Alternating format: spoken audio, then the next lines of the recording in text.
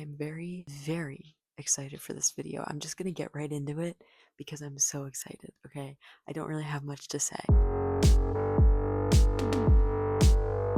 You clicked on this video, so you have somewhat of an idea of what we're doing. We are going to be diving in. It's so fucking heavy. It's literally so heavy. We are going to be reading Alchemized by Senlinyu. I'm so excited. This book came out last month, and if you are anywhere on the bookish community side of the internet, you've probably heard about it. You've probably seen it around, maybe even before it came out. If you don't know what this book is, I can explain it to you. Let me just put this down because it is ginormous. We'll talk about that in a second. Alchemized was originally a Harry Potter fan fiction. It was a Hermione fan fiction, which is Draco Malfoy and Hermione. Okay, never read it because I'm a hater. I was a Harry Potter child, like many young people who grew up reading books. It was my favorite series. I'm completely detached from it now because of the obvious. I don't think I've ever read a Harry Potter fanfiction. Read fanfiction. Oh, I've read fanfiction. But yeah, it was an AO3 fanfiction. It was so long. Like, I don't know what the word count was, but it's very, very, very long. And it's one of the most famous and most popular, successful fanfictions on AO3. If you don't know what AO3 is, it's Archive of Our Own. It's a fan-driven website where people publish fanfiction. It's like Wattpad for adults, okay? You can publish anything on there, okay? Anything. And I would know too. Do I look like I would know? I do. It was called Manacled, okay? Sorry, I don't even know if I said that. It was called Manacled. People were like illegally distributing it. It was so famous that people were like, it's illegal to sell fanfiction. So people were like, selling it and doing all these bind ups and stuff. And eventually, somewhere along the way, senlinyu, the author, they got a book deal, obviously. And this is the story. I don't even know what I was talking about. My phone just turned off because I ran out of storage. So this book is basically like based off of Manacled, but it's a whole new fantasy world. It has nothing to do with Harry Potter, thank God. It's brand new. It's this brand new gothic dark fantasy. It is, however, 1,000 pages. Okay.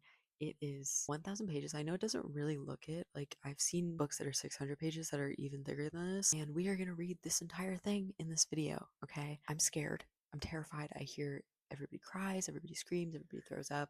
It's devastating. It's dark. It's freaky. I'm scared. But we're going to go on this journey together. I'm going to start it tonight. Over the next couple days or week or however long it takes me to finish this, we will be on a journey together. Doing this, me, you, and Paul. We're going to be on this journey together reading this gorgeous book because I just want to say, like, I'm intrigued by it because I'm a fan fiction lover and I always love seeing a very successful fan fiction in general, even if it's not something I care about, especially when it does get into the mainstream and turns into a book. I think it's really awesome because fan fiction is so important. And I know people don't feel that way.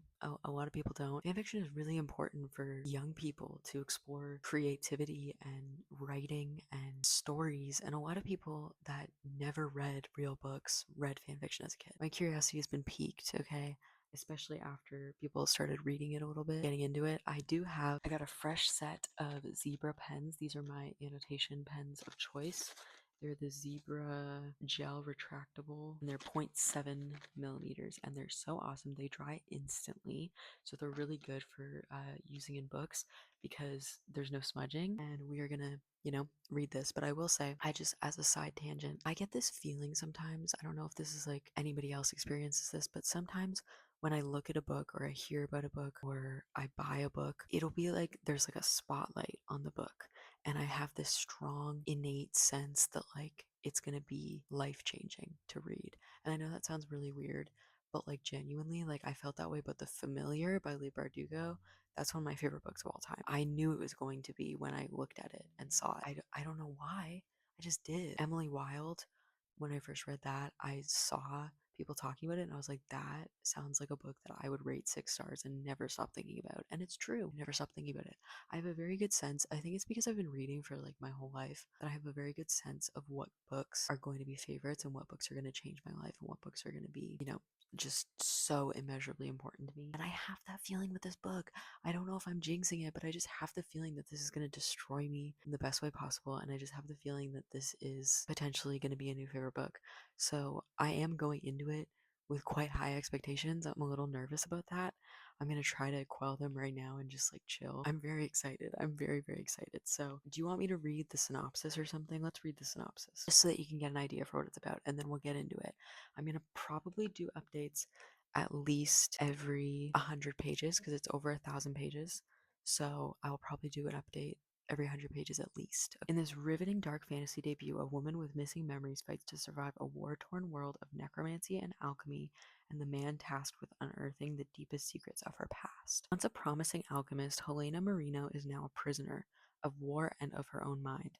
Her resistance friends and allies have been brutally murdered, her abilities suppressed, and the world she knew destroyed. In the aftermath of a long war, Palladia's new ruling class of corrupt guild families and depraved necromancers whose vile undead creatures helped bring about their victory holds Helena captive. Oh, so she's literally a prisoner. Okay. According to resistance records, she was a healer of little importance within their ranks, but Helena has inexplicable memory loss of the months leading up to her capture, making her enemies wonder, is she truly as insignificant as she appears, or are her lost memories hiding some vital piece of the Resistance's final gambit? To uncover the memories buried deep within her mind, Helena is sent to the High Reeve, one of the most powerful and ruthless necromancers in this world.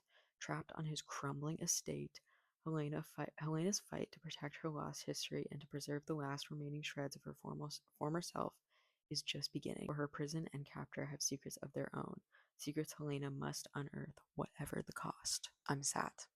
I'm literally sat. In his crumbling estate? Are you kidding? Okay, I'm so excited. So I'm going to read the first sentence for you, and I'll leave you with that, and then we'll get into reading, okay? This is the first sentence from the prologue. Helena wondered sometimes if she still had eyes.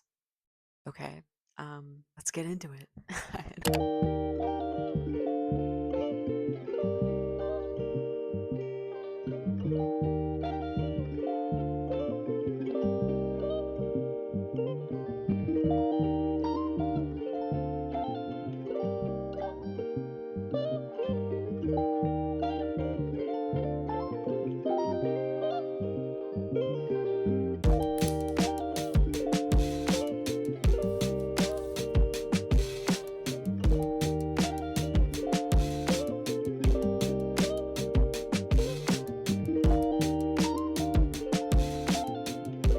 Oops, okay. Hi folks. Welcome in. I have been reading Alchemized, of course, and I'm on chapter 4, page 62. And I'm gonna stop reading for the night because it's late. It's really late. I overestimated how fast I could read because I'm underlining. I'm underlining like every fucking second word. Like there's just so much information and also like so much like with the writing that I want to remember. So I like keep underlining stuff, but like the writing is really like, I'm gonna say this and I want you to know that it is not an insult, it's a compliment. You can tell that senlinyu wrote fan fiction, and what I mean by that is there's very like specific sentence structure and like cadence in which AO3, specifically AO3 writers, write. And I know this because I'm an AO3 warrior, okay? So when I say that it reminds me of that, it's not a bad thing, it's a good thing, because the thing that I love about reading fanfiction and specifically like stuff on AO3 so much is that nothing else is written like that. Like nothing else is written with that like energy and passion of like a fan writing something, and the way that like it's structured, like the sentence fluency and everything is so distinct. And I feel that senlinyu carried that into their with alchemized, and I think that that is really working. I think it's obviously a lot more like detailed, there's a lot more going on, but I still feel that same vibe to a certain extent. I'm not saying it like reads like fan fiction explicitly because it's very obviously written like a book. Like there is still the distinction, but I'm just saying like their writing style is just giving that a little, like I can see where they came from. You know what I mean? But there's so many good lines. It's already, by the way, this throws you straight in. And I didn't say anything earlier, but there is like a lot of really, really dark stuff in this book. So like I'm probably not gonna like go into detail, but if you want to read it on your own, please look up everything because there's like really fucked up shit in this book. I read the trigger warnings, so I am prepared. It's definitely gonna be upsetting. There's a lot of that already. Also, the quote from the back of the book is already in the book. It says, "What is it you think you're protecting in that brain of yours? The war is over. Holdfast is dead.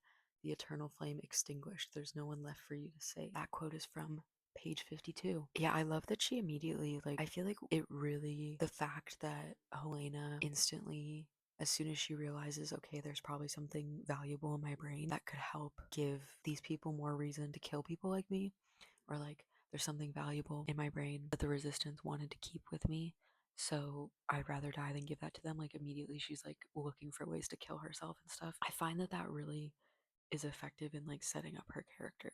Like I feel like I already have a good idea of like how loyal and determined she is to not give them anything to work with, and I really like that. Like she was saying, if she could provoke him, he might kill her on impulse. One mistake was all she needed and her secrets would be lost.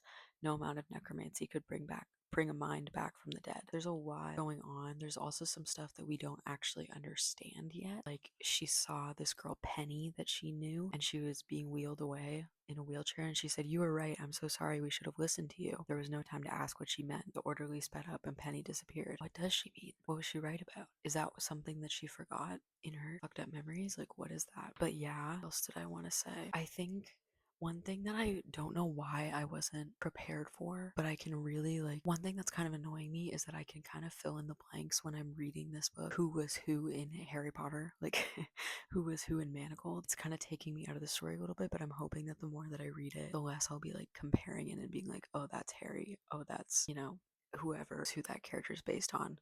You know, but it's very interesting world. I'm still a little bit confused, to be honest, like just like all the different like types of alchemists and stuff, and all the different, you know, types of magic and types of things. I'm getting a little bit confused, but I think it's enough of it is getting into my brain that like, you know, I think I'm gonna figure it out as I go. But I don't know, it's really beautiful writing. Like I really like it. Like this like the way that she describes things is like trapped inside her, the energy poured into her brain, and her scattered panicked thoughts were narrowing into crystalline focus. She lurched upwards, eyes wide, just in time to see a syringe pulled away. There was a snap of chains and she fell back, heart racing, every beat a throb of pain as though it had been stabbed through. Like, I just love the descriptions.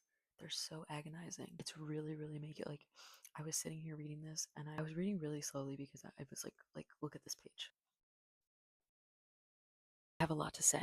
I have a lot to say. I really feel like this is a book that I can't stop reading. Like it's one of those books that like once you start, you just cannot stop, which is crazy that I'm feeling that way 63 pages in, because it's 1,000 pages. Like I feel like I was expecting it to take a little bit longer for me to like be eating it up, but no, immediately already I wish I could read all of it right now. I can't. It's like 11:30 p.m. I'm gonna go to sleep early tonight. That's early to me. I think there's still a long way to go for me to be like in love with it.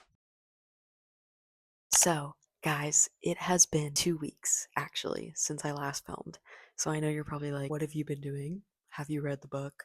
What's going on?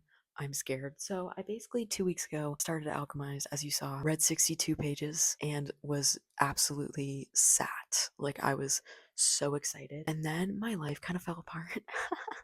So there's a lot of things going on behind the scenes in my life right now that I'm not going to get into until I have to, because I'm protecting my peace, I guess. We are finally going to put our full focus on Alchemized, because I had a few other videos that I was trying to get done before and after and in between, and so there was just a lot going on compared to all the videos I was working on, all the stuff that was going on like in my life and everything. It was not the time, but it is. Ooh, dust jacket just fell off. But I am still only 62 pages in. I haven't read anything. Don't worry, you haven't missed anything. We are going to read this over the next couple of days. It's Friday. It is 5:12 p.m. and my only plans for the evening are reading this. So I don't know how fast I'm going to read it, because I was doing a lot of annotating, if I remember. So I don't know how fast we're going to get through this book. Obviously, it's 1,000 pages, so like buckle up, I guess. I'm going to read for as much as I can tonight. I'm gonna have dinner and then we're basically just free to read. One of the things going on behind the scenes that made my life fall apart, I got fired. So I got laid off, been trying to, you know, work around that, figure out what's going on, figure out what I'm gonna do with my life, basically. Now that I am unemployed, not by choice, but now that I'm unemployed, I'm gonna soak it all in, okay? And I'm gonna read as much as I can. So our main priority right now is reading Alchemized. So that's all I wanted to say. I just wanted to hop in here and be like, there has been a time jump. I'm going to start reading very shortly, and we're going to hopefully make a dent in this book tonight.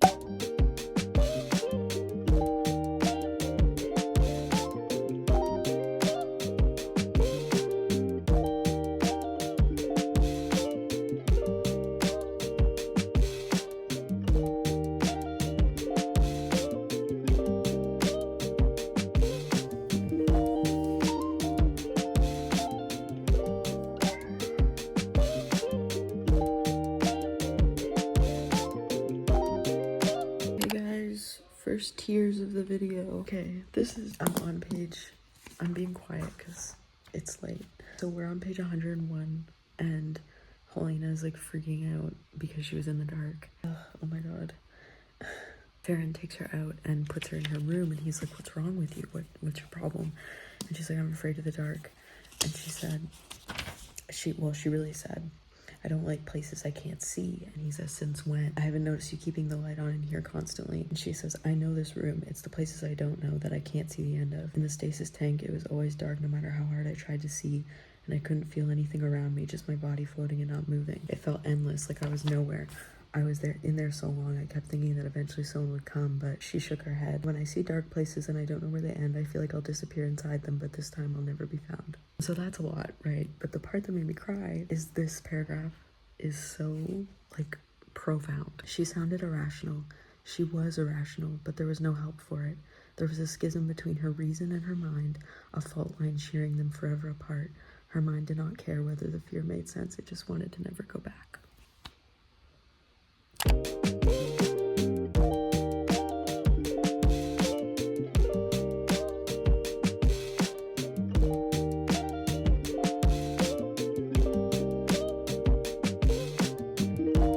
honestly have no words for what page 102 has just done to me, but I did show you a little bit of it. Oh my god, there's stuff on my phone. Wow, I'm floored. Like, I don't even know what to say.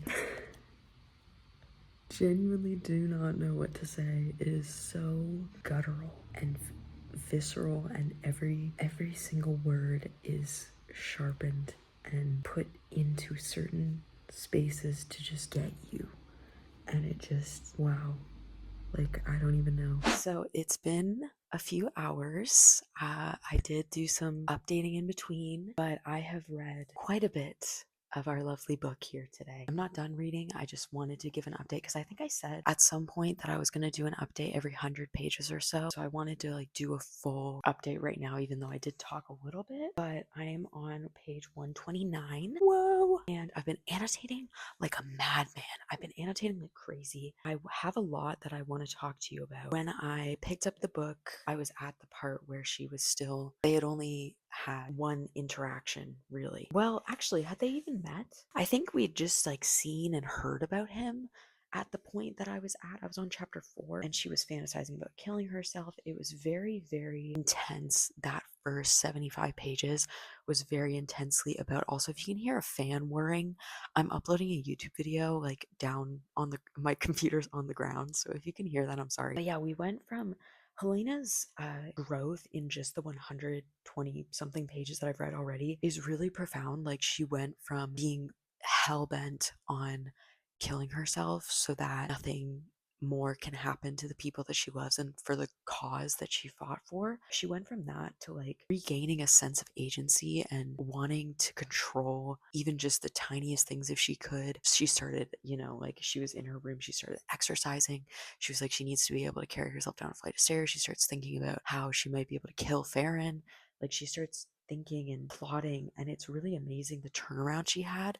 It's not unrealistic in a sense. I just mean it was really amazing to watch, like, her resignation because she thought that that was all she could do for Luke and for her cause was to kill herself. She went from that to, coming up with all these different things. And then obviously we get her meeting Farron, and them encountering each other for the first time. The first words he says to her, well, this is a surprise. And it was really, I'm smiling, but like, it's not cutesy. It's not cutesy at all. Like, they hate each other, and for good reason. Like, he is so malicious and just really just seems to revel in torturing her psychologically, and really just seems to take joy in how much power he has over her, but not in a way that makes me hate him. I have been trying so hard to hate him, and I don't know if it's because I know that there's going to be some sort of tragic love story in this, that I'm not able to like fully hate him, but there's something about him that is so compelling that makes me think that this is a ruse,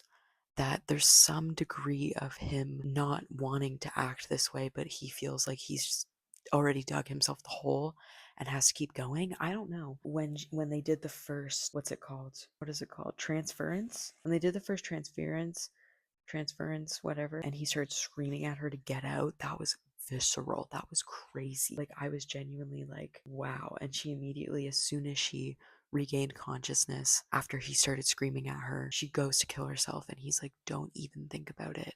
Grabs her. It was so insane that that all happened within 5 fucking pages. And the way that things are described, so crazy. She could hear it, feel it. The physical part of herself, still immobilized in the chair, was screaming, but Helena's mind was elsewhere, fishing beneath the growing presence of Farron's consciousness. Her vision was stained red no matter how much she blinked, as if the walls were dripping with blood, shadows turned to gore. The rose rippled as if underwater, floor shifting, and around it circled a black dragon, an Ouroboros. Did you think I didn't know you'd try to kill yourself? Farron asked venomously, as if there's anything the eternal flame loved more than dying for their cause. And she says, I thought you liked us dead. What the fuck? Do you really think you can trick me into killing you? You're welcome to try. And her vision of Luke and her family, like, it was really, and just the clinical way that everybody treats her, like the way that the physicians and everyone, I don't know if they're called physicians, I don't really remember, but like the way that everybody is treating her like an experiment, a test subject, as if she's already dead. It's so uncanny. Like when she's being examined by Stroud after her first transference, and she says, well, this is disappointing, she said at last. I'd really hoped you'd handle it better. I really hoped you'd handle another soul going into your fucking skull and rooting around in there. Like, what? And the way that everything is dyed red, all of her clothes, I find that symbolism so good. Like the way that everything in this world is dead and gray and dark, even Farron himself, but all of her clothes are dyed red. Like, it is so good. I did write this little bit when they had a little moment. What am I calling this? What is happening in this? She's getting cleaned by the maid, right? Okay, yeah, she's getting cleaned by a dead maid, of course, because they're all dead. The thrall is cleaning her, and he's just kind of there waiting for it to be done, kind of resigned, bored even. And it says, Helena couldn't help but peer into the maid's face, looking for any sign that there might be a soul still inside, slowly decaying, trapped in a state of neither life nor death. The maid's gaze was empty. If there was any trace of her soul, it was smothered beneath Farron's will. She looked up at him. You're a monster. He raised an eyebrow. Noticed that, have you? And then I wrote a lot. I actually wrote like a fucking paragraph. Oh my god, I have so many thoughts. Why can't I make myself hate Farron completely? There's something about him that begs to be known, something not all gone. That's what I'm saying. Like, there's something about him that makes me think that he's not completely evil, that he's not completely what he appears to be. Not in a way that I don't know, like, not in a way that he's compensating for something or that he's deliberately tricking people, but I think he's even tricked himself. I don't know. And then I said, Helena is such a perfect allegory to her cause because of the red in all the grayness, and the fact that, like, her cause is the eternal flame and she's in red, and the whole world is fucking dead and everything, like, just all that. Her persistence in the face of endless, all-consuming grief is devastatingly beautiful. I anticipate much pain. Yes, I do. I really do. There's so much about this book that I just insanely, just the way that it shows her coping as well. Once she realized, like, that she couldn't kill herself, she still hasn't given up on the fact that she could possibly get Farron to kill her. She still hasn't given up altogether. The shadows loomed, but Helena refused to let herself look at them, counting each step, hand pressed against the banister and then along the wall, focusing on the amber pools of light cast by the sconces until she reached her room. And I wrote, coping, how amazing. Like, she's genuinely, the rapid rate at which she is assimilating to not necessarily the situation but her cause and, like, her circumstances. Anyway, I just got to the part where he drugs her and now she's just woken up. And it's time for another transference. So yeah, anyway, those are my thoughts. I'm absolutely loving it. I know it's very early on. Is it going to be a 5-star? Probably. Like, I know it's too early, but there's so much that I love, and it's just it's so good. It's so good.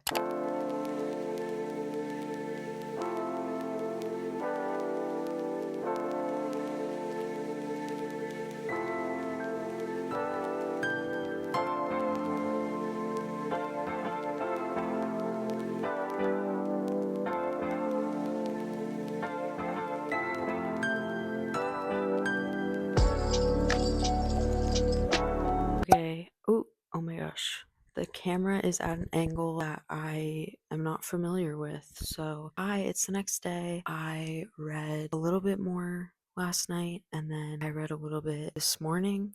and I'm gonna read more right now. I have a migraine, so if the energy is low, we have our book here. We have made some progress. We are at 212 pages. And can I just say, I never would have stopped reading this book if I didn't have things to do in the day. Got to a point in the book where I was dying to find out what happened next, and then I had stuff to do. So I had to, put it away. But I'm gonna get back to it now. So I was, I believe, on like page 140 or something the last time we spoke. Where was I last time we spoke? I think I was on page 136. I do believe. I don't know, but some things that happened. Helena encountered her first person that was not, enslaving her. There was this man that came into her room. Seems to be, there's been a few scenes with him. Seems he wants to assault her. So I don't really know. And it's supposed like he keeps asking, like, do you remember me? Do you remember me? So I think that he either has attacked her before or he tried to or something. Like I don't think he was ever a friend. I don't think that's why he's asking, do you remember me? I think he definitely has done something to her or tried to do something to her. There was also a moment, there was a solstice party at the Farron estate. So Helena's like, we get this great chunk of the book where Helena is sneaking through the corridors and watching all these party guests, these rich party guests, and all the weird things that they do. And she sees Farron's wife having an affair. She's really freaked out by it. But then when it's because the solstice is like the new year, right? So they count down to the new year, and Farron kisses what's her name? Aurelia. She and Farron kiss, right? And the whole time he's looking up at the top where Helena is in the corner in the dark, and they make eye contact the entire time he's kissing his wife. Did I did I read that right? That was definitely a moment where I had to put the book down and be like, what the actual fuck is going on? Yes, so we got a lot of, background on, got to see a lot of insight onto like how Farron interacts socially and like how he's very much bored by being a socialite. Like he's really not interested in it. There was also a moment where he was after the party. Helena realizes that she was up all night, so she walks back to her room to go to sleep, and Farron's at her door and says, I think you should go to bed. And then it says, when she climbed into her bed, she could still see Farron's shadow outside her door. Somehow, knowing it was his, the sight of it didn't frighten her, even though it should have. And the one something that was so funny, well, not funny, but like just not funny, haha, but funny, like, oh, okay. Helena was freaking out when she saw Aurelia having an affair because she was like, oh my god, Farron's gonna look in my memories and he's gonna see his wife cheating on him. And he looks in the memories and is like, that's funny. Okay. She's been doing a lot of exploring. There's been a lot more interactions between Farron and Helena. I want to stress that me being like freaking out over their interactions and stuff, it's not in like a oh my god, they're so in love way. I'm freaking out more like the tension, the build up. I'm so curious about what they think of each other and the way they interact and everything. You could tell they're drawn to each other so far, but they still hate each other. Especially Helena, she hates Farron and fantasizes about killing him on the regular. So it's very eerie or strange to watch them interact because it seems like they like each other. Like they've got this witty banter that seems almost playful. But then going into it that they hate each other. He revels in her pain and she wants to kill him. Interesting. And then we had a moment with Aurelia, Farron, and Helena. And Aurelia said, there's no need to act as if she's anything precious.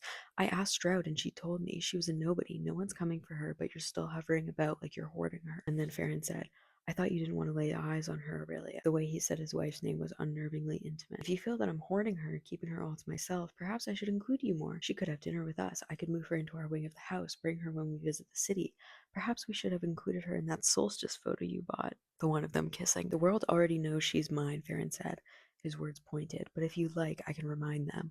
I wouldn't want you to think I'm hiding anything, my dear. Like, do you see what I mean? Like, it's so curious. You know what I mean? Like, I'm just so entranced by these characters.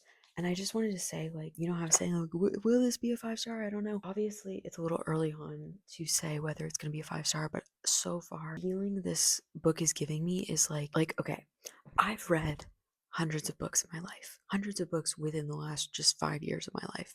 I've read so many books. I've been a reader all my life. I was reading like novels by the time I was like 7 or 8. Crazy reader, always. I've just always been fast reader.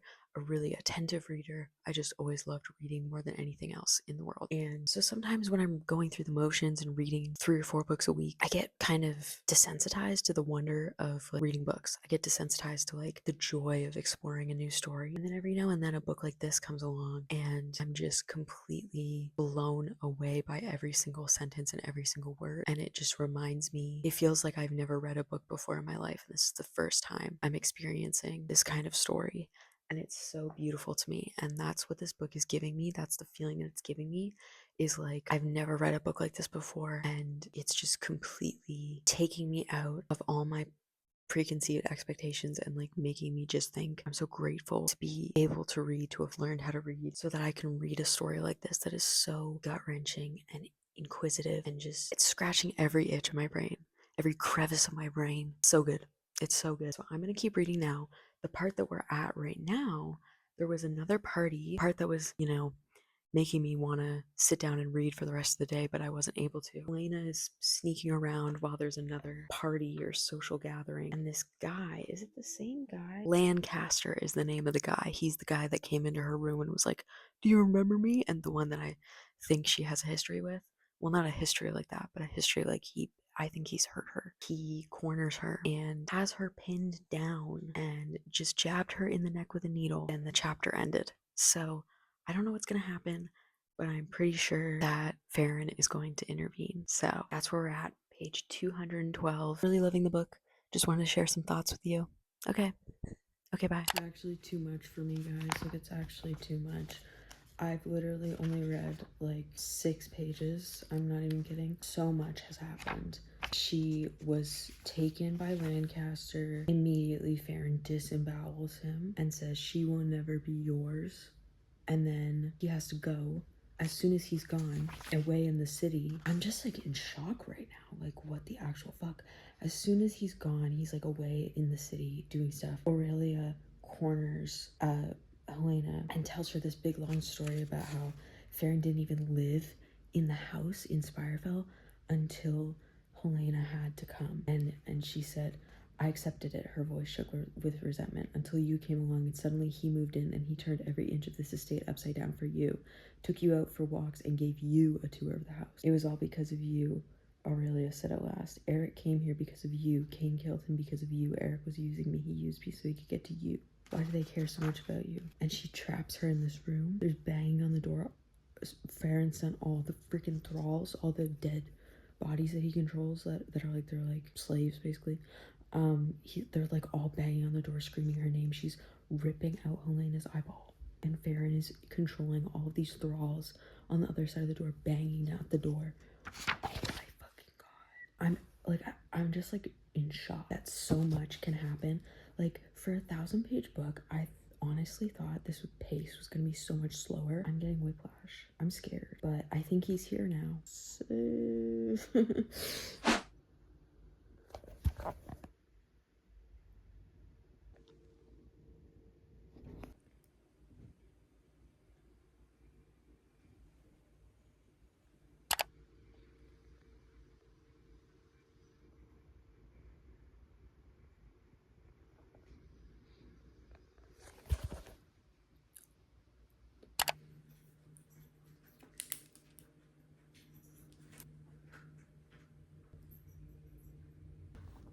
This... Oh, Marino, his thumb trailed along her neck, following the scar below her jaw. If I'd known what pain you caused me, I never would have taken you. But at this point, I suppose I deserve to burn. I wonder if you'll burn too. His face was so close, the words brushed against her lips, and his mouth crashed against hers. We went to... That's sick. That's sick.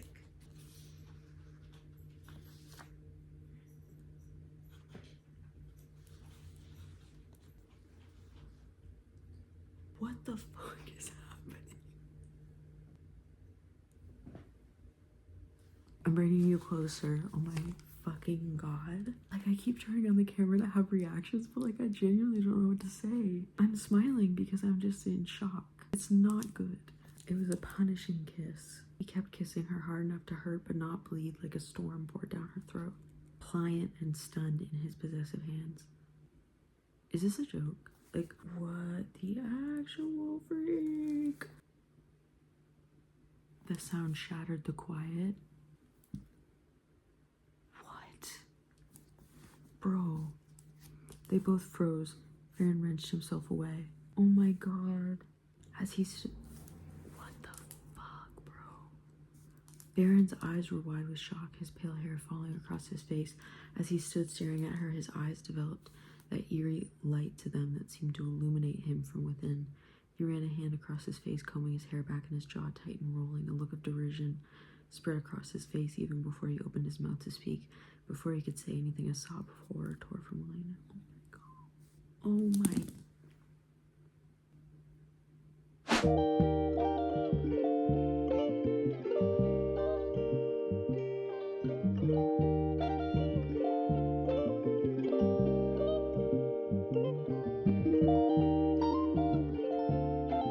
It's been a few days. I know it might look like it hasn't because I'm wearing the exact same sweater. I got to part 2. I needed a little bit of time to process what I had just read. Let me just take the dust jacket off the book. So yeah, we made it to part 2. I fear I've lost my mind. So that means that we are on page 281, and the way that part 2 or part 1 ended was kind of leading up to she started remembering things.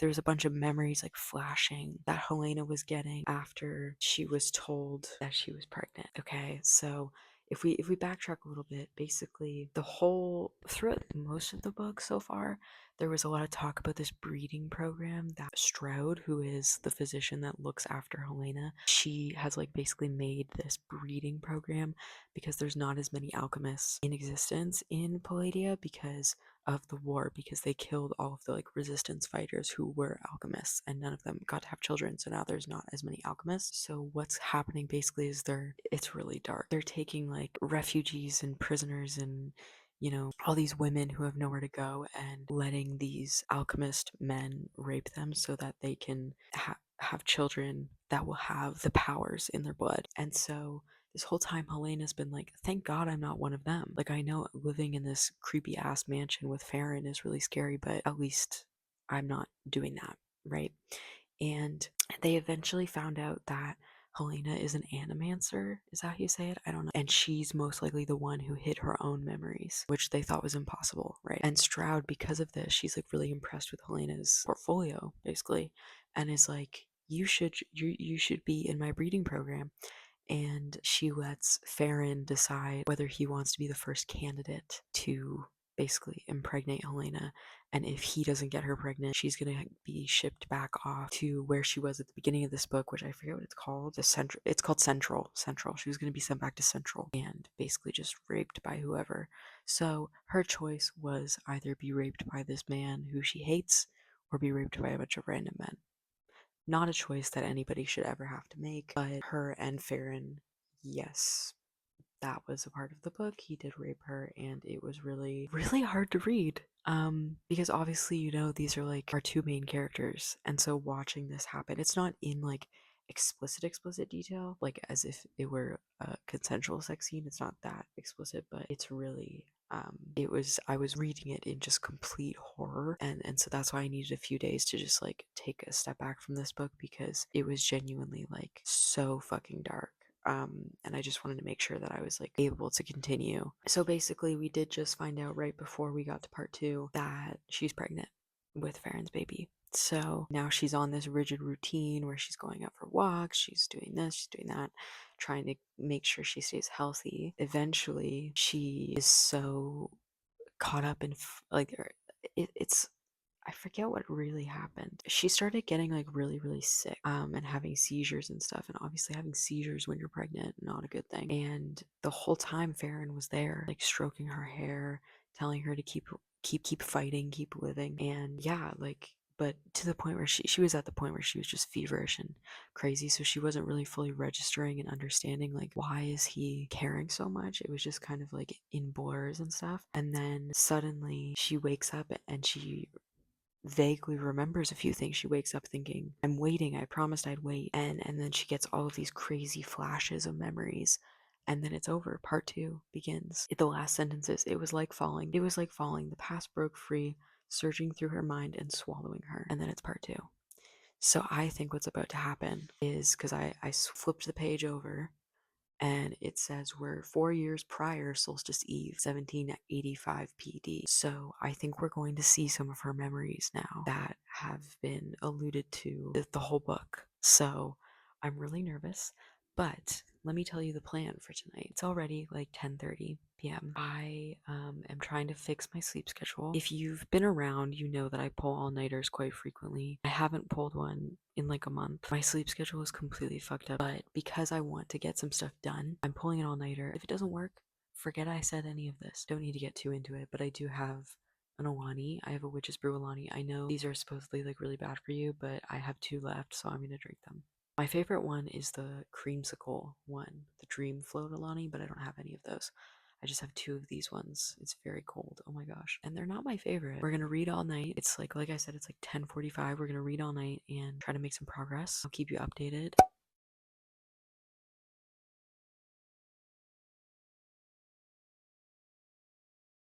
Guys, oh my god. The ring.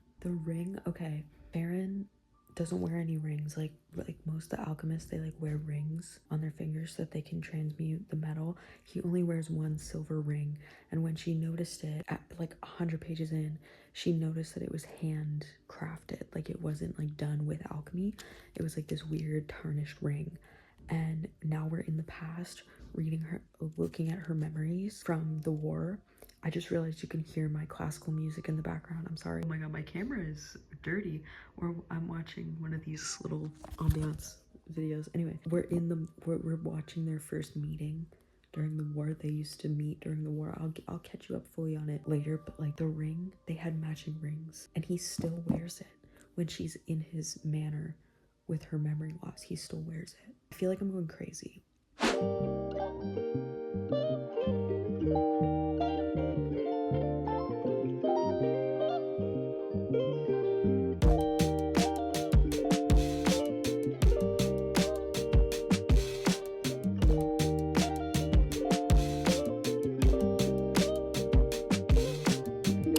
Oh my god, look at Bootsy. He's so cute.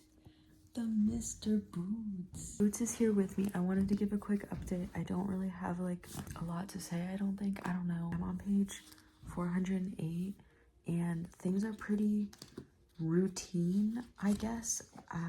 The last like 75 pages has just been us following Elena and Farron in their little meetups in the past. Obviously, we're still in her old memories that she just unlocked. I'm dying to get back to the present timeline now, knowing that like they knew each other and stuff. But I'm sure there's much more that we're gonna be learning about. There's been quite a few really intense scenes. Like he tried to teach her how to fight by like beating the shit out of her. I don't even know. There's been some interesting conflict and push and pull between the 2 of them, and it just seems like they're so like drawn to each other, but like I still have yet to see like what it culminates to. So I'm very interested. And I will say though, like I was hoping, even before I knew that this book was going to take us back through her old memories, I did not think that I was going to care about Luke. I just realized this music is playing. Wait, hold on. I just don't care about Luke. And I don't know if there's going to be some sort of like profound realization that Helena has, that she wasn't ever truly Luke's friend and that she was used by him, because that's how I feel. I feel like the flame in and of itself has constantly used her. Like I feel like Helena as a character has just been consistently used and abused with little to no pushback, and so she's so used to that just because Luke is nice to her face while using her, she thinks that he's her friend. And I think that maybe when she gets closer to Farron, she's gonna realize how bad she's been treated her whole life. I don't know, but I want her to, because I don't like Luke. Like I genuinely I just am not a fan of, you know, what I've seen of him, and like I just don't really, something doesn't feel right. That's my instinct, that's my intuition, but I don't know, maybe I'm reading too much into it. What else happened that I wanted to fill you in on? We're getting more Farron lore. I'm very much enjoying that. Yeah, like I said, the last like 75 pages has been pretty routine, but I thought I would check in anyway because I said I would check in every 100 pages.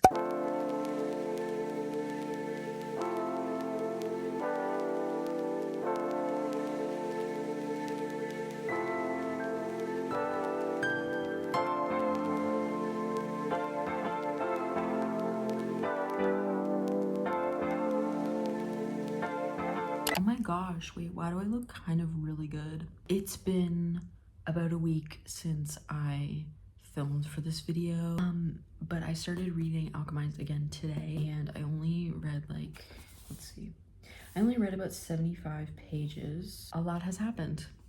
Yeah, a lot has happened in this 75 pages. We learned that the resistance that Helena is fighting for is a complete sham, which, I mean, we kind of knew that, you know? Yeah, so we kind of got the moment where Helena realizes like that this resistance and like the reason why they're fighting and everything is like all a lie, and she kind of lashes out and has a moment with Luke where she's like kind of saying like, if you ever cared about me, you would leave me and you would leave me alone, because she's kind of been forced to choose between Cain and Luke. Like there's what's her name, that horrible lady, that evil woman, Ilva was like, your new mission is to kill Cain. And she was like, why would I do that? And she's like, because he's your enemy. Like, what are you talking about? Like, that was always the plan. He was always gonna die. Like, I want you to do it though.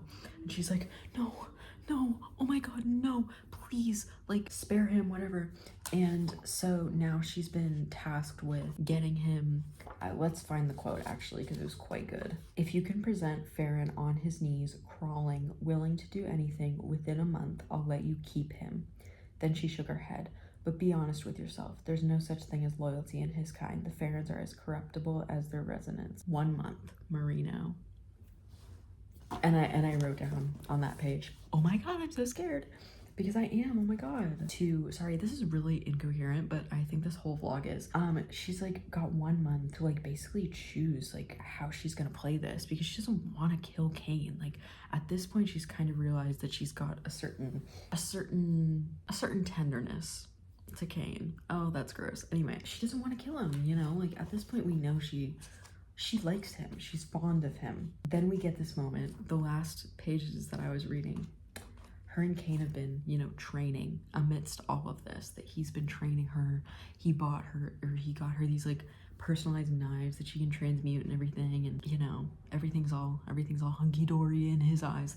She's like, why is he in such a good mood? Like, she's kind of mad because like he's in such a good mood and he's literally gonna die, but like he doesn't know, but like she knows. And she's like, and so this is like a thing, the Undying, which is what Cain is, he's like dead but alive, you know, immortal.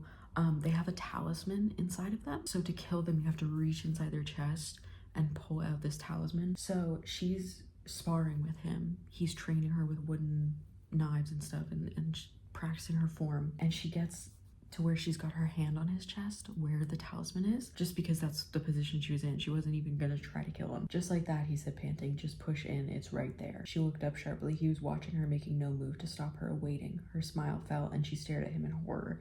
That bitterness in his eyes, she finally understood it. He had been waiting for her betrayal. This is what held him back. He'd known from the beginning, before the possibility had ever occurred to her, and he'd trained her anyway. He was training her to kill him. What the fuck? Okay, and then she kissed him. Okay, she kissed him. A paragraph after that. It was not a kiss caused by alcohol or insecurity. It was born of rage, despair, and desire so hot it threatened to burn her into oblivion. It was possibly a kiss goodbye. She wanted him to know it was real for her. It had always been real.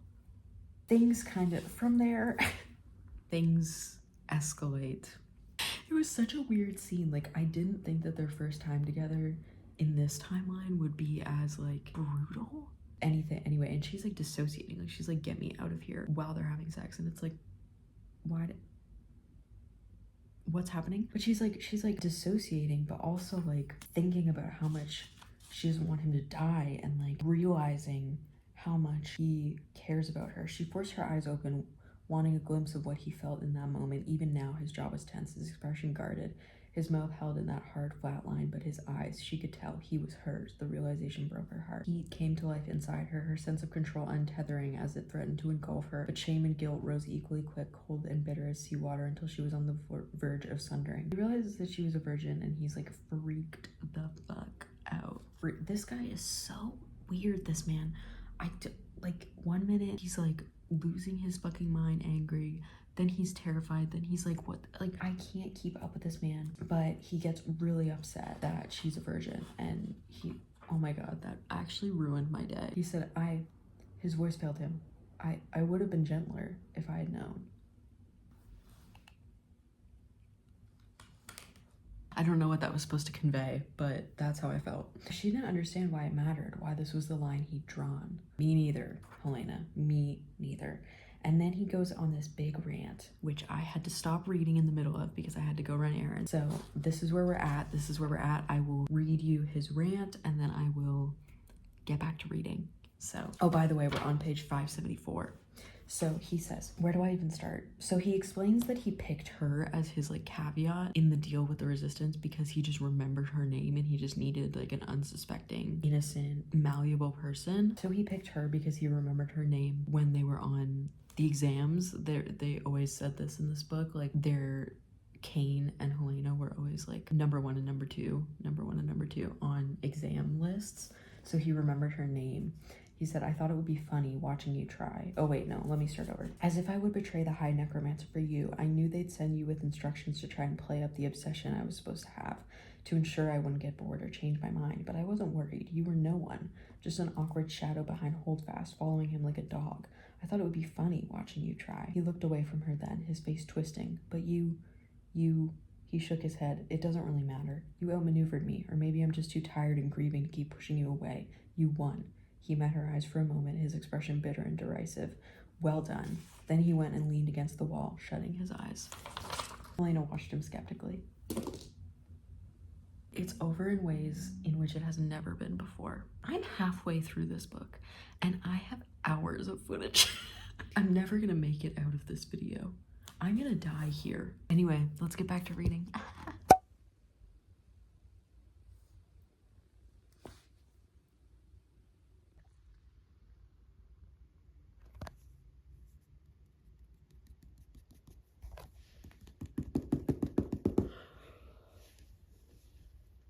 What? Guys, oh my fucking god, guys, wait, okay. Guys, they're on a rescue mission to get Luke. Oh my, so much that Helena did necromancy on Soren and got him back so that they could get Luke out of here, and they're still losing. Like, he just died, and like, well, Luke didn't die, Soren died.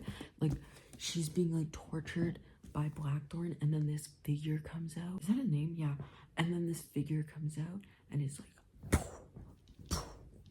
to Blackthorn as he's like torturing Helena, and he like takes him out, and it's like, who is this figure? Who is this mysterious figure? I know who it is. It's Kane. It's Kane. And then guess what? I read. It says in the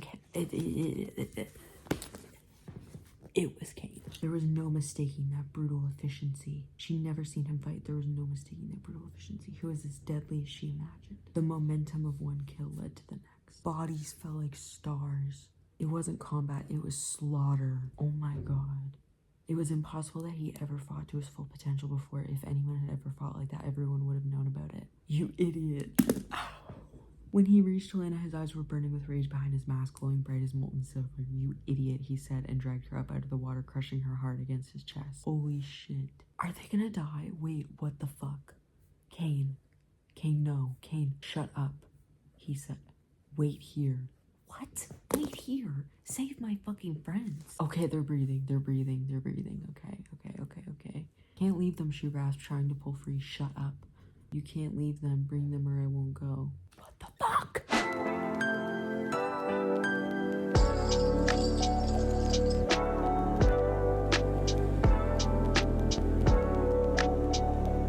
You guys, I actually can't do this. Wait, I actually can't do this.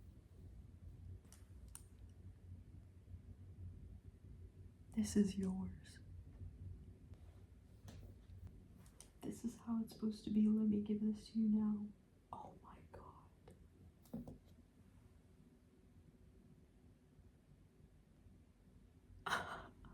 You get to have this. You're allowed to feel good things. Don't be alone. Have this with me. I think I've nearly memorized. this right here, this little number.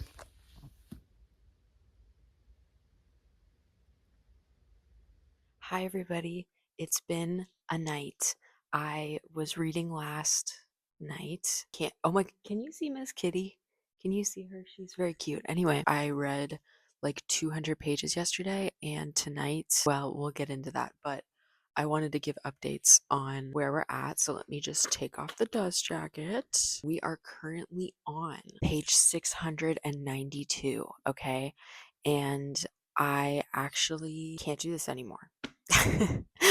I can't do this anymore. We read a lot, like a lot has happened. I don't remember when I last updated you. Like, let me just like do a little flip through. Yes, that was the last time I updated you, was when they had their first time and he was like freaking the fuck out. After they had their first time, I don't even know if I said this, but after they had their first time, he broke down crying in her arms because he like trauma dumped. Sorry, I shouldn't say trauma. It's a very serious situation. He basically told her all his motives and stuff, and about his mother. His mother was basically tortured for months, and she was kind of like used to like keep him obedient, and now he's feeling like the same thing is happening with him and Helena, and so it's really really quite sad. Then he said, what do they want? Because she said like they want you begging, and he was like, what do they want? What do they want? His voice was almost a whisper. She looked back. What is it? Actual crawling, or was there something more constructive Ilva had in mind? And he said, I'll do it. So then she goes back to Ilva and is like, he'll do it, he's fully obedient. Goes back to the safe house because she's like, after their okay, he like ripped all her clothes. Oh, whoa, sorry, I didn't mean to scare you. He ripped all her clothes, and just in the haste, I guess, I don't fucking know. And she was covered in bruises because before they had sex, they were, what is it called? Training. They were like training, and she's like covered in bruises because he was like, you know, pushing her to the ground and fighting her and stuff. So then she sees, what's his name, Crowther, and he's like, what the fuck did that guy do to you? And she's like, it's not what it looks like. And he says he gets her like a tonic for like birth control, like a plan B pill, basically, in a tonic. And she actually, like, in being a healer, I don't even know if I've ever said this, in being a healer, she was required to like terminate her womb. So she doesn't even like, she can't even have kids, but whatever. And he said, are you, he blinked and started again. Is there healing you require? He wasn't violent, she said sharply. She folded her arms tightly around herself. Her voice was very tense, her throat refusing to relax. It was just abrupt. Crowther and Kane have a meeting. He gets, he gets the green light from the resistance. And then there's like a new sense of tension between the two of them because now she's the collar around his neck, and like she's the one that's like kind of keeping him under her boot. And lots happens. Luke gets kidnapped. Then we have like a real moment where Helena is like forced to like really make that choice between the two of them because Soren comes up with a plan. Soren is one of Luke's paladins, and he comes up with a plan to get Luke out of prison because he's got like this intelligence knowing where he is. And so they go and break into this fucking prison, and in amongst the kerfuffle they do find Luke. He's like been tortured and poisoned, and Soren gets killed. Helena goes up to him immediately, but he was basically like stabbed with an axe in the chest so far that it hit his spine, so he basically instantly died. But before they left, Soren told Helena, promise you'll do whatever it takes, like whatever it takes. If you need to reanimate any of our corpses so that we can keep fighting to get Luke out of there, you will do it. And she agrees. So she does commit necromancy and bring Soren back so that he can fight and get Luke through, but they're still losing the fight. Like, she's being tortured by this freak guy that we heard about from Kane, who like ate his family. This sounds so unreal. He ate his children and his wife, and so now he's like torturing Helena. And then suddenly this figure comes out, okay? And I think I filmed a little bit of that, and it was Kane, and he saves her. She basically helps him because he's a Vivomancer too, so she basically tells him what to do to get her stabilized because she's really injured, and then he helps them get out. They have a moment, they kiss, and it's probably the sweetest moment they had had up until that point, even though she had literally just died almost. He said a few very nice things. He wouldn't let go. He gripped her tighter. You are not expendable. You don't get to push everyone away so that they'll feel comfortable using you and letting you die. And she basically disagrees. This is war, she said, forcing her voice to stay steady. It's not some sort of tragic self-condemnation to be expendable. It's a strategic liability not to be. That was why you picked me, remember? Her voice broke. Well, thanks to you, I'm worthless now. You made me as expendable as I am now, and you didn't even want me either. He flinched, his grip loosening enough that she pulled free, turning again. He caught the door as she opened it, shoving it closed. You are not replaceable, he said, his hands trembling against her shoulders. You are not required to make your death convenient. You are allowed to be important to people. The reason I'm here, the reason I'm doing any of this, is to keep you alive, to keep you safe. That was the deal. He searched her face. They didn't tell you. She shook her head, giving a broken sob, and before she let herself think, she kissed him. Oh my god. So then they get out. She brings Luke back to home base, but it does get out that she used necromancy on Soren.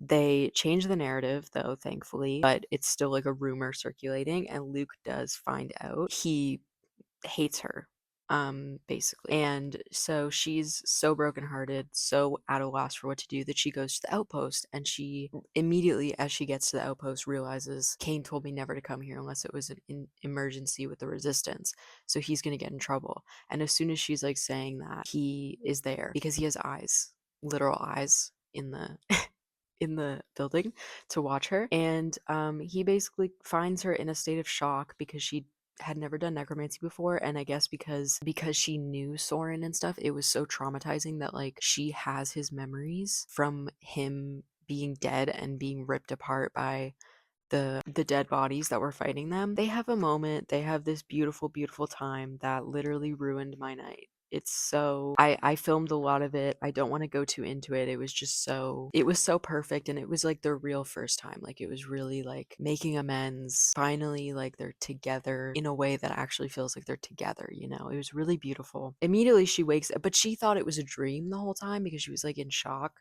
So then she wakes up and she's like, "How did I get here? I need to get out of here." And he's like, "Don't leave, you're literally mine." And he says this. He pulled her close, crushing her to his chest. "You're mine. You swore yourself to me. Now and after the war, I'm going to take care of you. I'm not going to let anyone hurt you.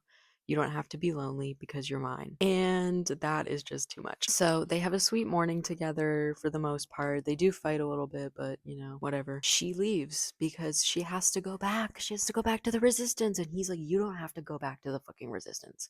You don't have." Oh, they met here.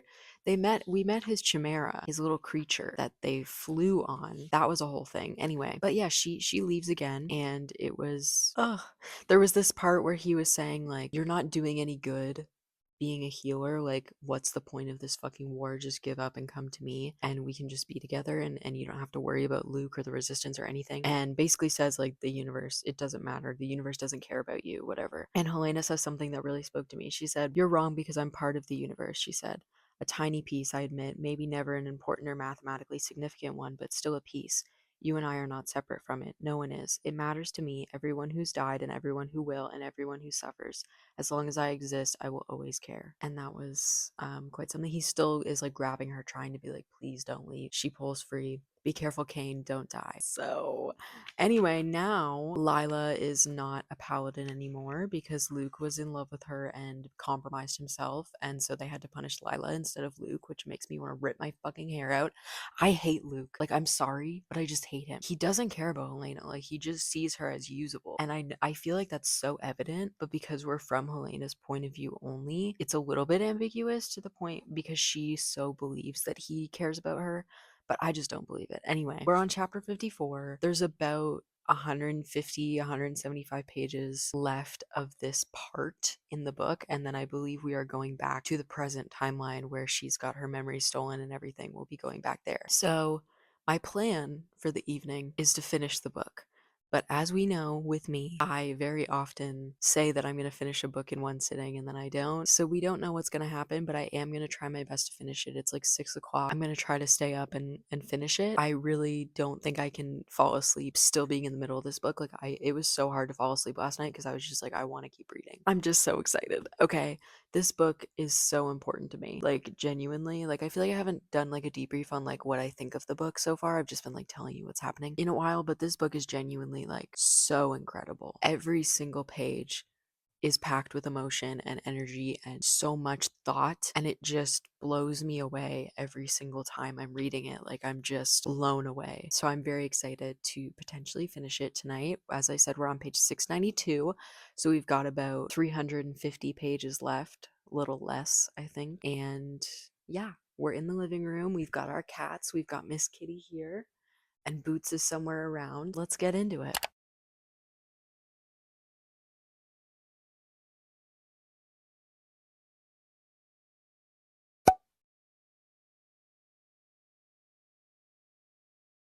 Guys, Luke is. Oh, oh my, oh my God, Luke is dead. Presumably, I don't even know anymore. He's a leech, and there's like, I, I don't even know how to explain this right now. Like, Orion, Luke's descendant, had a brother, and his brother is inside of Luke's body right now. What the fuck is happening? What is that even like? The fuck? What the fuck? The freaking necromancer from the first war all the way back, like, not even in this book, like thousands and thousands of years ago, is Morrow, who is the leader of the Undying right now, and he's inside Luke. Exactly, Boots. I totally agree. He said, meow. He's in Luke's body to make a baby. What the fuck? He came back in Luke's body, not only to destroy their plans, but to get Lila pregnant so that he can have another heir, because he's Orion's brother, so he's Luke's so Luke is his descendant. So if he gets Lila pregnant with Luke's body, what the fuck, dude? Oh my God. This actually can't be happening. No, this actually can't be happening. Like, I'm actually gonna start screaming. I don't know why I even turned on the camera. I don't even have anything to say. Like, I just don't know. Oh my God. I just can't be alone. He's freaking dead.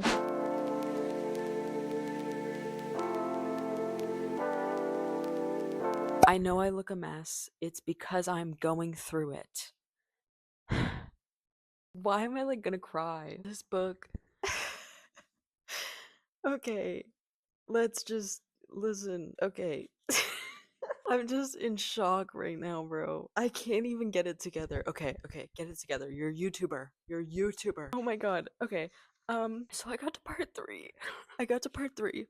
I'm trying so hard not to cry right now, bro. Oh my god. Okay, let me get my bookmark. Okay. Oh my god.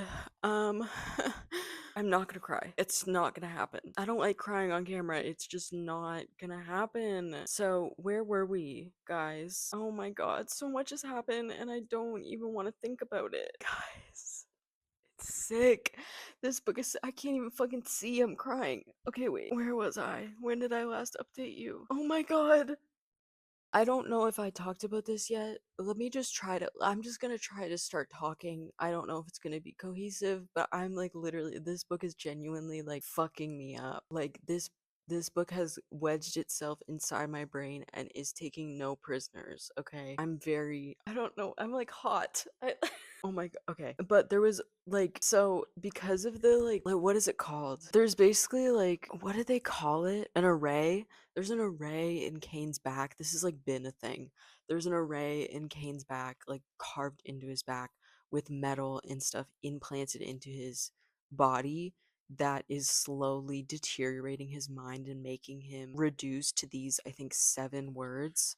I don't know where the last time they said the words were. His personality basically is going to be reduced to over time, and they're like cunning, calculating, devoted. Yeah, so he's being reduced to the it's like possessive, cunning, calculating, possessive, devoted, something like that.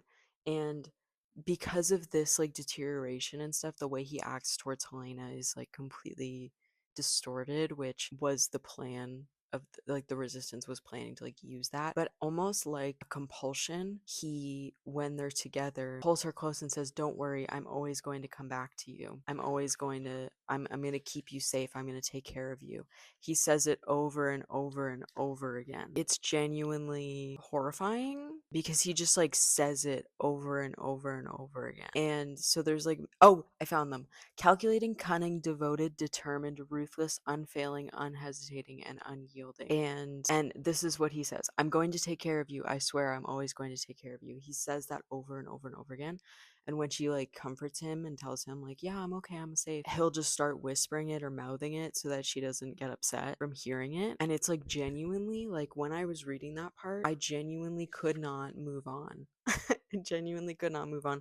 And then there was many times where he'd come back like severely injured. Eventually Helena like made a deal with Crowther to like not send him on the most reckless, endangering missions because she made it very clear that like if she dies, he kills everyone. If he dies, she's not going to help anybody, and she's like their best asset. So they keep him safe, but eventually that happens. But this was apart from when he was like really injured and she was healing him.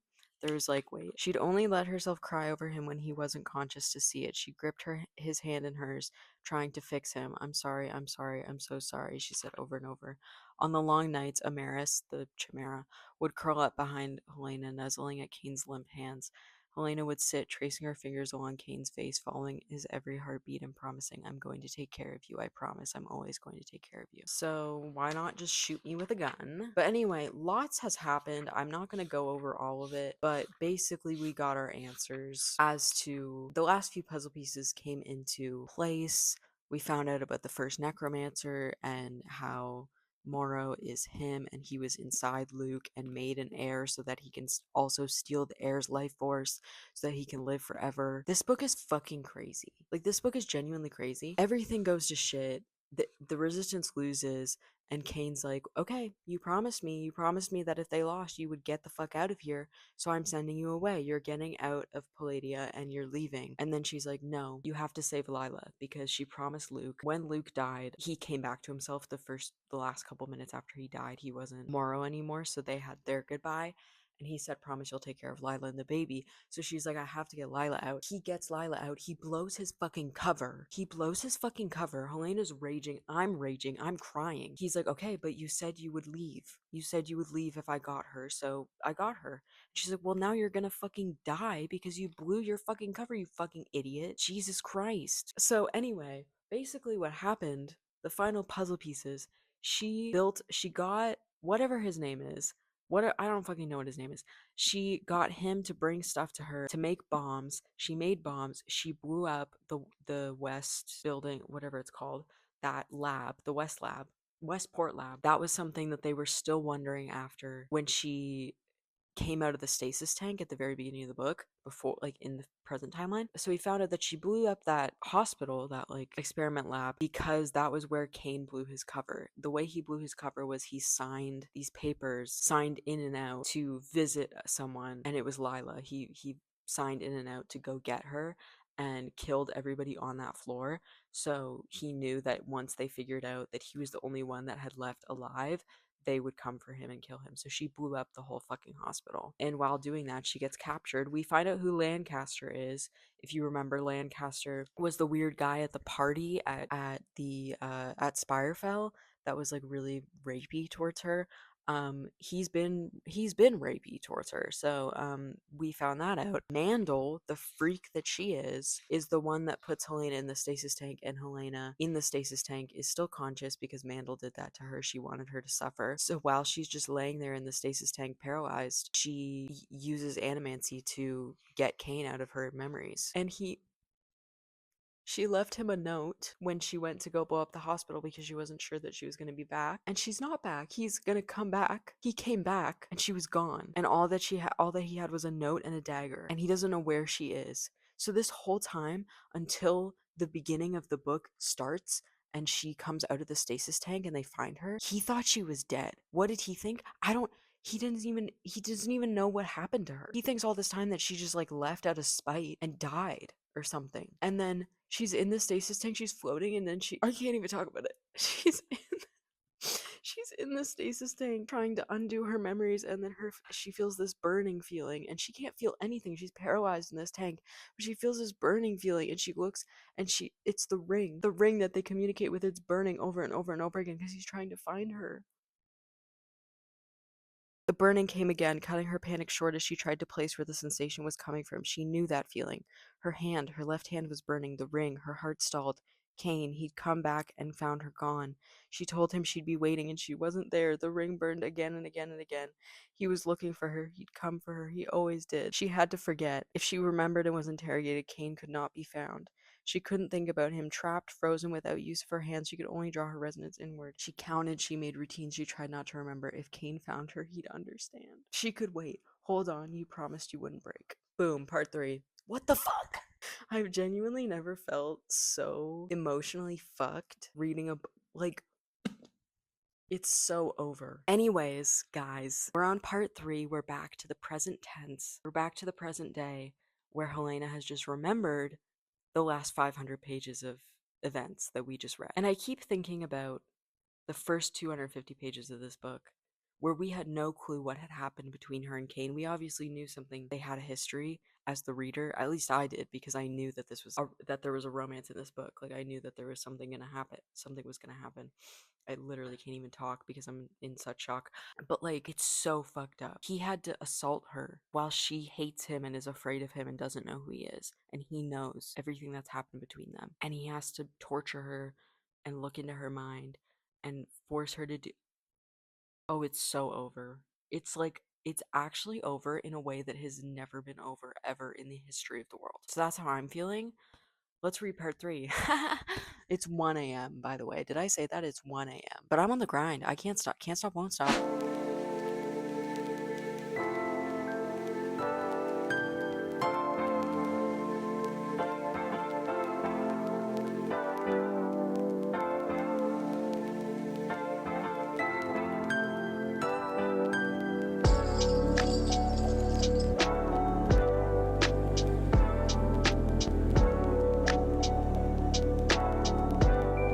Hey guys.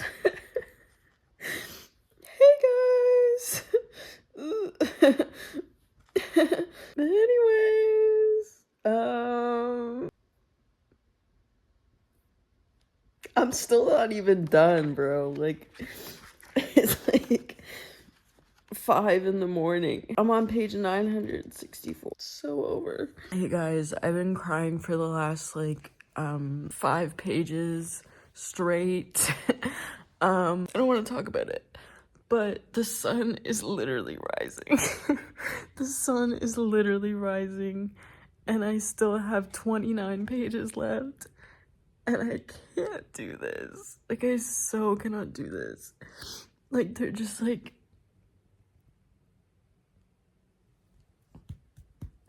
Like, they're just, like, happy and safe now. And their baby. Their baby. It's so over. I'm, like, literally ugly crying right now. It's over. Okay, let me just set that up there. Oh my god.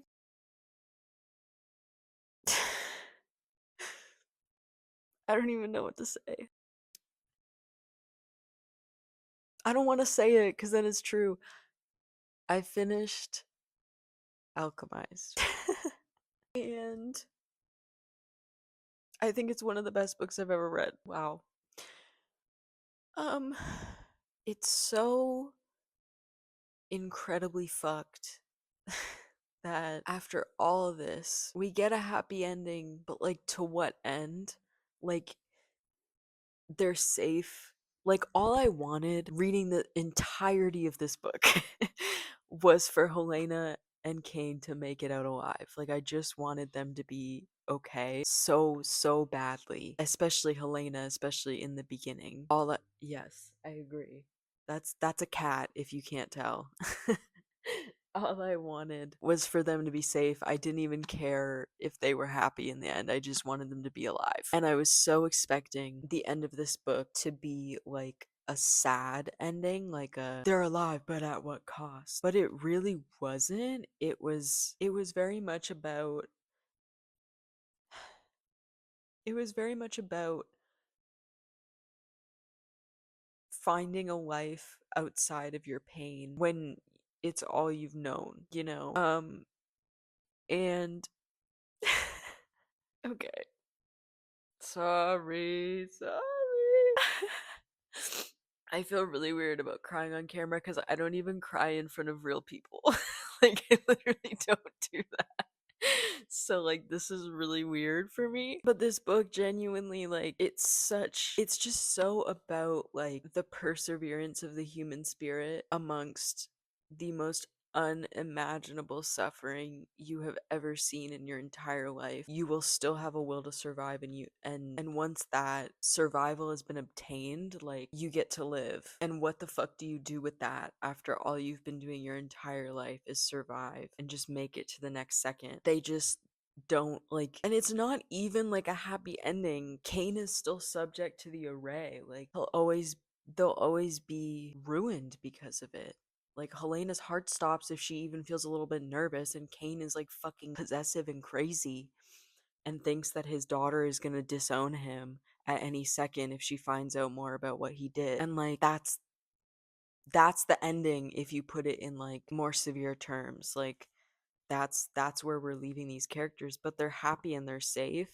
It's just that they will never be normal ever again. And I just keep thinking about like who Helena was in every part of this book and like everything that she went through, and like I just kept crying because like after everything that we've read, after everything that's happened to them, now they're like, when it was saying like once Enid could safely sit up, she would spend half the day sitting on Cain's shoulders, riding about with him while he walked the perimeter of the property over and over, checking all the buildings and visiting Amaris, who would vibrate with excitement but hold utterly still when Enid tucked her ears and patted her. Cain talked to Enid more than he talked to anyone, even Helena. He would monologue to her about everything: the trees, the sea, the tide and moons, alchemy techniques and array theories, what the weather might be, and Enid listened to him intently, fretting if he got distracted or fell silent for too long. After fucking 1,000 pages of just sheer misery and suffering, we're watching this man who's killed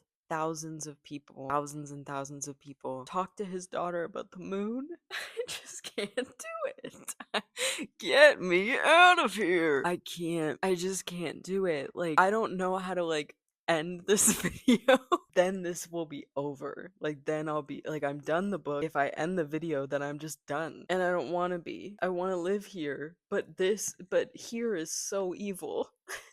Like, I want to live here, but here is so evil. Like, what the fuck is up with here? But I need to live here. Like, I want to build a little cocoon and I want to sleep in it. Like, I didn't think that I would be looking at the last few pages of this book, counting them and going, this can't be right. There has to be more. When I'm reading a 1,000 page book, there has to be more. No, dumbass. You just read 1,029 pages. You can rest now. It is light outside. Did I mention that? It's the next day. I stayed up for 12 hours sitting here reading this book. It wouldn't have taken me that long if it was any other book, but I actually had to stop so many times and like take a deep breath, cry, walk around my house, just pacing the halls, talking to myself, lecturing myself, being like, okay, you gotta keep going, like, come on. Not even like psyching myself up because I wanted to keep reading it, but I was just so shattered. And I just don't even know where to go from here. Like, I don't even know what to do now. It's like 7:45. Do I just get up? Do I go to sleep now? What? You don't sleep after reading this. I'm never gonna sleep again. I'm terrified, shocked, and horrified. I'm sick to my stomach. Okay, we gotta wrap it up though. We gotta wrap it up. Like, this is already a long ass video. If you couldn't tell, this is gonna be one of my favorite books of the year. Probably one of the best books I've ever read. If you're hesitant to read it or hesitant to enjoy it because it was a Harry Potter fan fiction, don't let that stop you. This is a book. This is a book.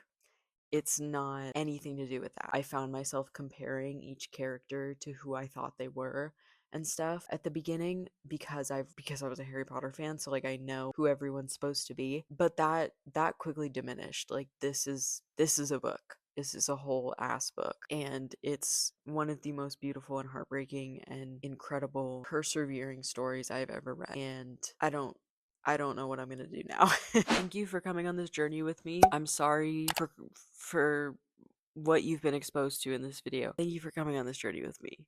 I can't say anything else. I'm like Kane in the dark. I'm always gonna take care of you. Okay, that's not a good joke. I'm actually gonna cry at my own joke. I'm a mess. Okay, I gotta leave before I just sit here and cry for 2 hours. Thank you for watching. Thank you for subscribing. Thank you for being a friend. I hope that your day is plentiful and the world perseveres, and peace and love. um I don't know. Senlinyu, oh, I am in your walls. My phone is at 20% and it decided to tell me as I was saying Senlinyu, I am in your walls. So I think I'm gonna go. Love ya.